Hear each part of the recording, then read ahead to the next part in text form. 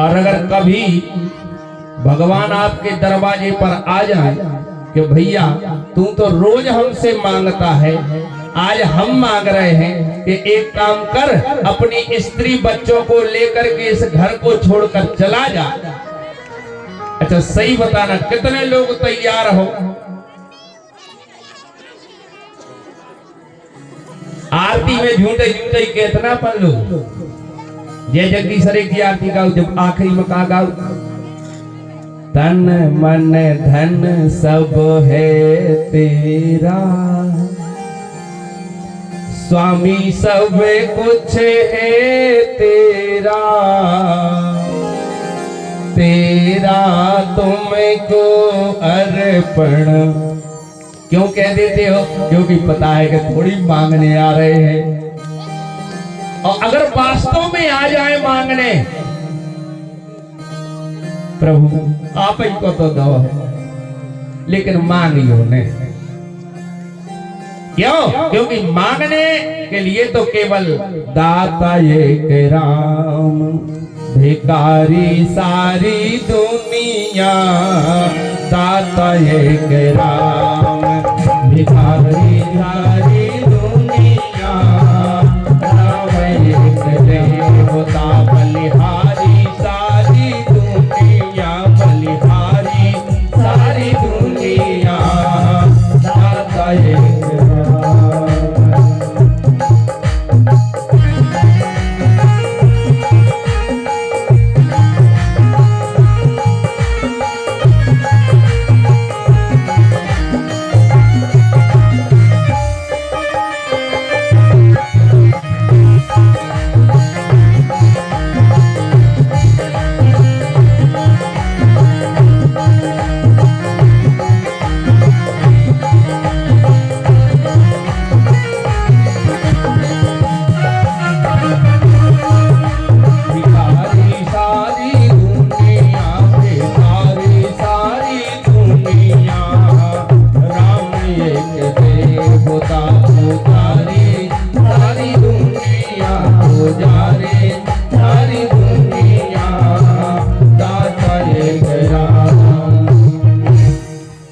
भक्तवत्सल भगवान की। ऐसे प्यारे प्रभु ने उस अघासुर नाम के दैत्य को अपने, उसके जीवन ज्योति को अपने में मिला ली, और इस लीला के लिए 1 वर्ष के बाद वृंदावन के गोप सखाओं ने आकर अपने माता पिता से कहा। परीक्षित जी महाराज कहने लगे, हे सुखदेव स्वामी, ये 1 वर्ष का अंतर कैसे हो गया? 1 वर्ष के बाद क्यों सुनाई इस कथा को? तब सुखदेव जी ने कहा, हे राजन, उसको मार करके जब सभी गोपगणों के साथ में भगवान यमुना जी के किनारे पहुंचे, और यमुना जी के किनारे जाकर के पहले तो बछड़ों को बढ़िया जल पिलाया, हरी हरी घास में चरने के लिए भेज दिया, और फिर स्वयं सखा मंडल बना करके कन्हैया अपनी अपनी मैयाओं के, माताओं के द्वारा भेजे हुए कलेवा को सब छोड़ करके देखने लगे। बीच में कन्हैया बैठ गए, और प्रभु ऐसे विराजमान भये कि जो भी सखा देख रहा है वो यही देखता है कि हमारे सामने कन्हैया का मुखारविंद है। जितने सखा है बीचों बीच विराजे हैं प्रभु, और सब सखाओं की तरफ मुंह करके, और जो जो अपने घर से कलेवा लाए थे, पहले कलेवा चलता था ना, है? कलेवा छोड़ा और माताओं का भेजा हुआ था, और माताओं का भेजा हुआ भोजन जानते हो कैसा होता है?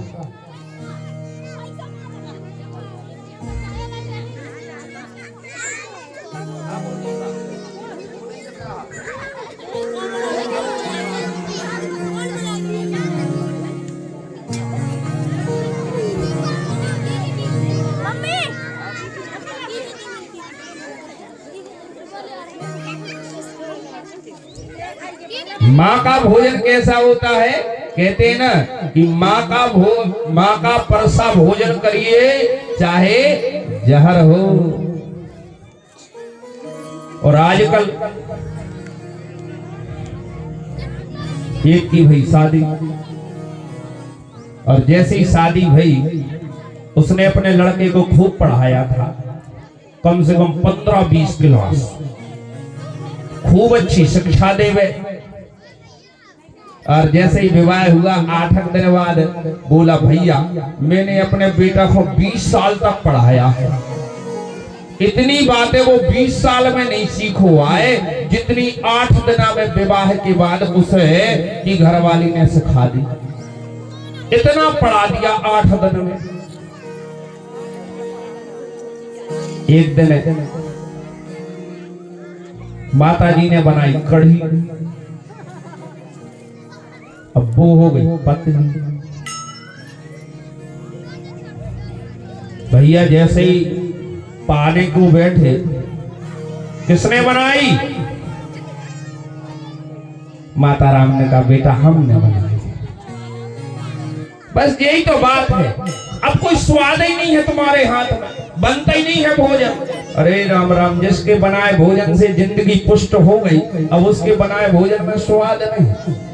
वैसे ही एक दिन और बनाई, आज बनाई उसकी पत्नी ने, फिर पतली हो गई। और जैसे ही पाई, अब वो तो सोच रहा था आज भी माता ही राम ने बनाई होगी, पहले ही से मुंह चलाने लगा, अरे देखो तो ये बिल्कुल पानी जैसी कड़ी है, इसमें कोई स्वाद ही नहीं है। माता राम ने कहा, बेटा आज तुम्हारी भीतर वाली ने बनाई। हाँ पतली भली है लेकिन स्वाद बड़ा सुंदर है इसका, मीठी बहुत प्यारी। निवेदन क्या है, भाव क्या है? प्यारे जीवन में माँ के हाथ से अगर भोजन कर रहे हो तो आप जैसा सौभाग्यशाली इस दुनिया में कोई नहीं है, क्योंकि माँ जब प्रसाद पवाती है प्यारे समझ लो ये साक्षात अमृत का काम करता है, अंग अंग प्रत्यंग में पुष्ट करता है वो प्रसाद। सभी बाल सखाओं ने अपने अपने पात्र खोले, कोई दूध भात लाया था, कोई माखन मिश्री लाया था। एक उन्हीं में से बाल सखा थे जिनका नाम था मधुमंगला। आज मधुमंगल की मैया ने बाजरे के लड्डू भेजे। अब मधुमंगल ने सोचा अगर मंडली में बैठेंगे तो कन्हैया को भी खिलाना पड़ेंगे, और कन्हैया को अगर खिलाएंगे तो बाजरे के लड्डू बड़े कड़े हैं, और हमारे लाला का जो कंठ है वो कोमल है, अगर एक कड़े लड्डू कन्हैया ने खा लिए तो कंठ छले जाएगा। कितना सुंदर भाव है। थोड़ी दूर जाकर के बैठ गया, और जैसे लड्डू उठा करके आधा लड्डू मुंह से दांतों से काटा, खा ही रहा था।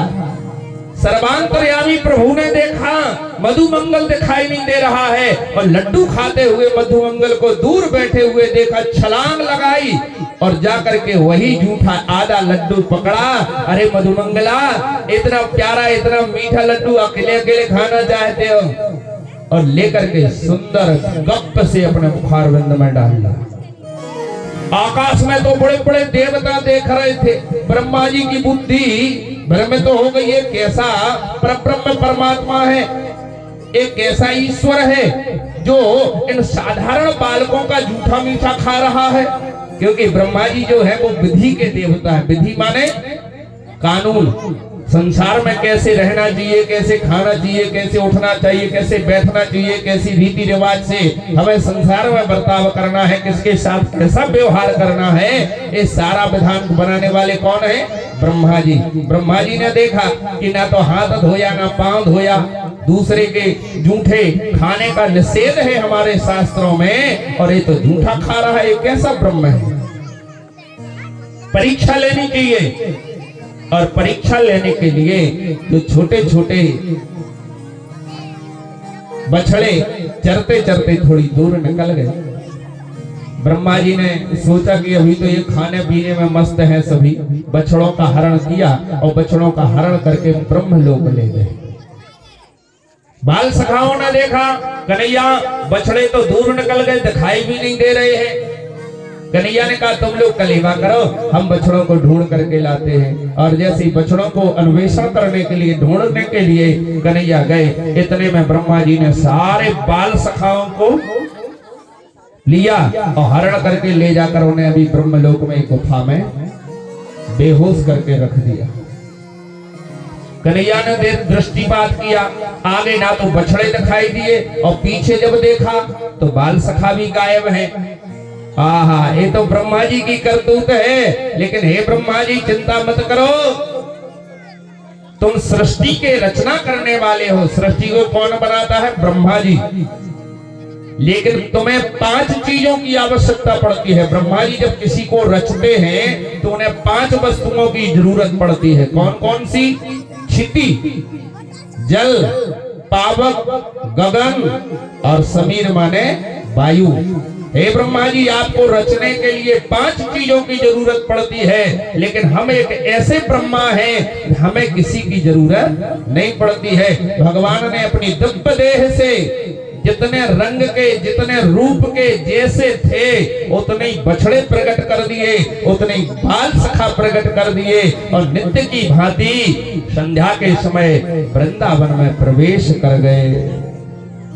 आज सब कृष्णमय हो गया। बछड़े भी हैं तो भी कृष्णमय हैं, और बाल सखा है तो भी कृष्णमय है। आज उन गंगों के थनों से और ज्यादा दूध बहने लगा।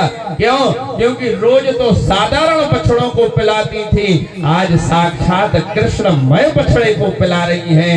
भयंकर आनंदित तो हो गए सारे माता पिता अपने अपने कृष्णमय बेटों को देख करके। और ये लीला सीधी 1 वर्ष तक चलती रही। किसी को कोई ज्ञान नहीं हुआ कि हमारा बेटा है कि कृष्ण ही बेटा बना है। 1 वर्ष जब हो गया, ब्रह्मा जी ने विचार किया, चलो चल करके देखें उस कृष्ण की क्या हालत हो रही है। और जैसे ही देखा, भगवान तो नित्य की भांति वही लीला कर रहे थे। आगे आगे बछड़े, बीच में बाल सखा, सबसे पीछे कन्हैया चल रहे हैं। ब्रह्मा जी ने सोचा ये नटखट है, ऐसा ना हो कि जितना समय हमें ब्रह्मलोक से मृत्यु लोक में आने में लगा है, इतने समय में जो हम हरण करके ले गए थे, ऐसा ना हो कि ये हरण करके ले आया हो। अब ब्रह्मा जी भागे भागे उसी गुफा की तरफ गए।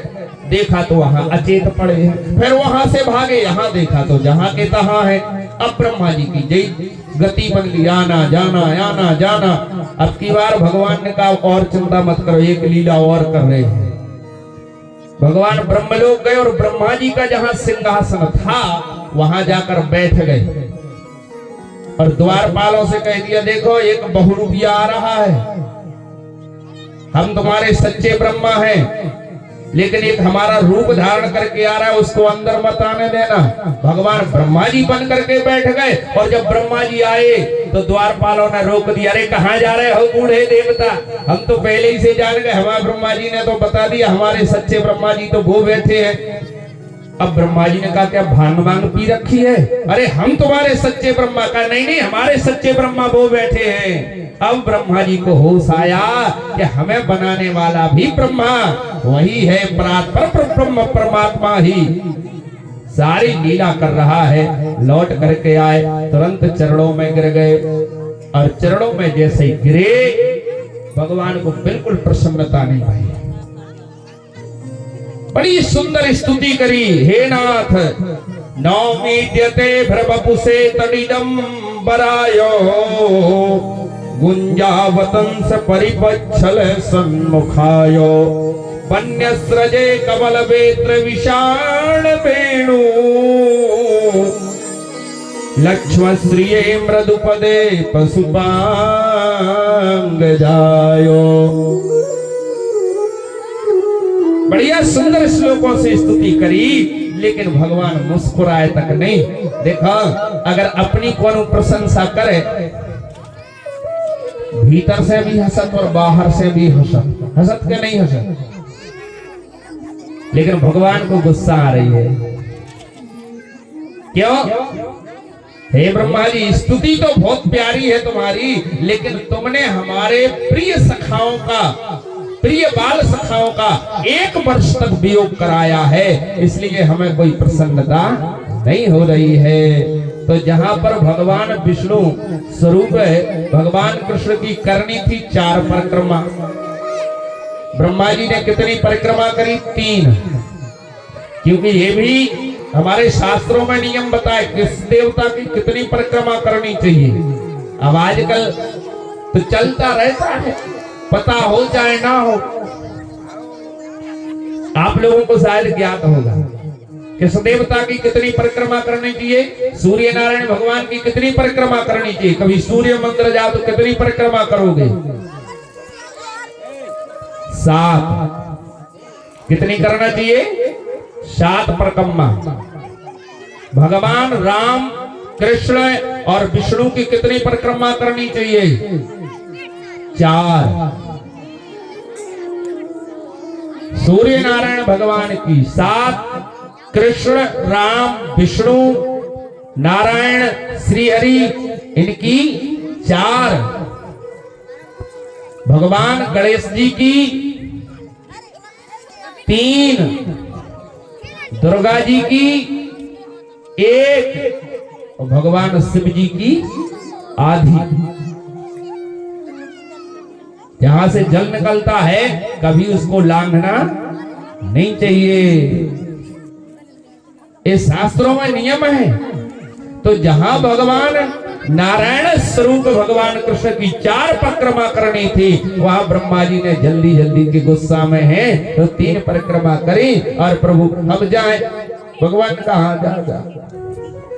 आज 1 वर्ष के बाद में बछड़े और बाल सखाओं के साथ में भगवान पुनः ब्रज में प्रवेश करते हैं। बोल वृंदावन बिहारी लाल की जय।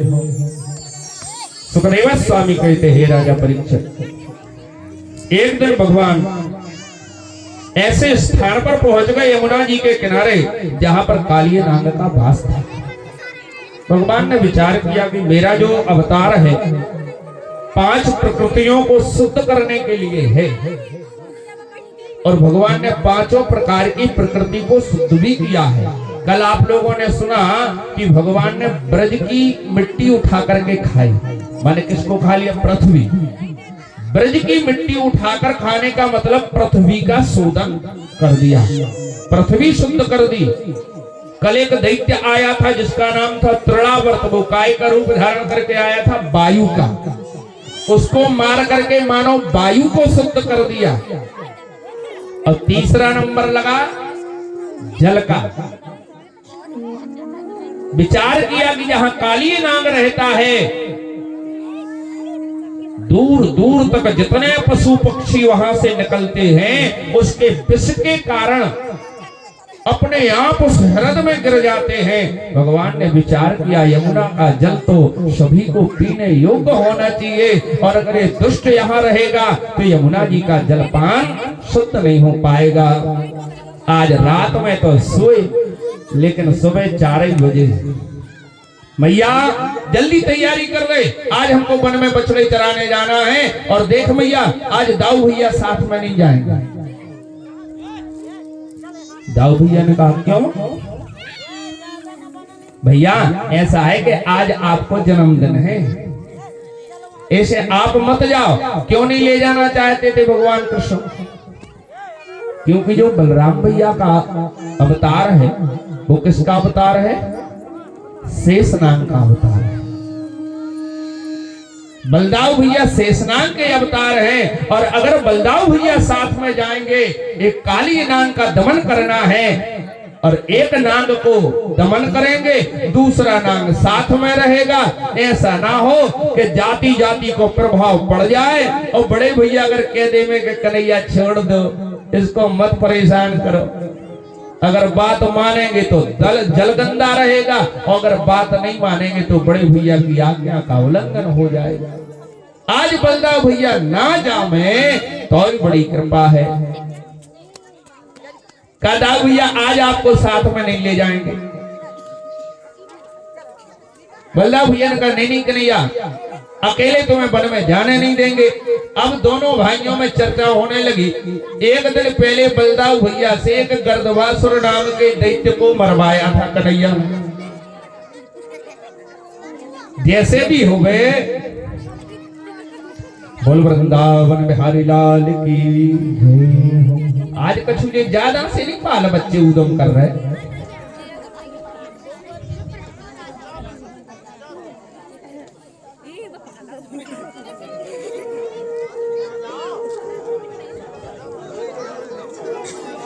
काले में आई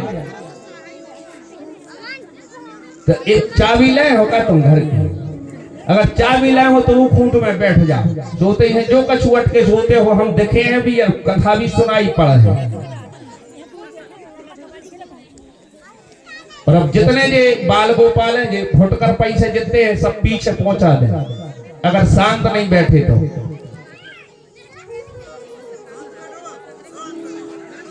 कीर्तन कराते हैं तो करते नहीं है और बाकी को हल्ला करवा लो।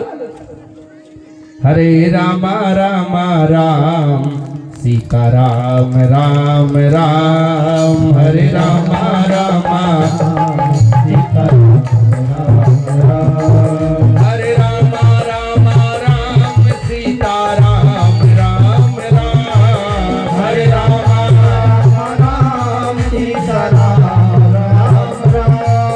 हरे रामा रामा राम सीता राम राम राम। हरे रामा रामा राम सीता राम राम राम। हरे श्यामा श्यामा श्याम राधे श्याम राधे श्याम। हरे श्यामा श्याम राधे श्याम राधे श्याम। हरे श्यामा श्यामा श्याम राधे श्याम राधे श्याम। हरे श्यामा श्याम राधे श्याम श्याम। देखो आधे लोगों के मुख से कीर्तन नहीं निकल रहा हो। आज छठवां दिन हो रहा है। अपने अपने बगल वाले की कसम है, अगर सीताराम ने बोली तो। अब देखियो अपने बगल में जो ने बोले सो जो का हम मार वो चाह रहे।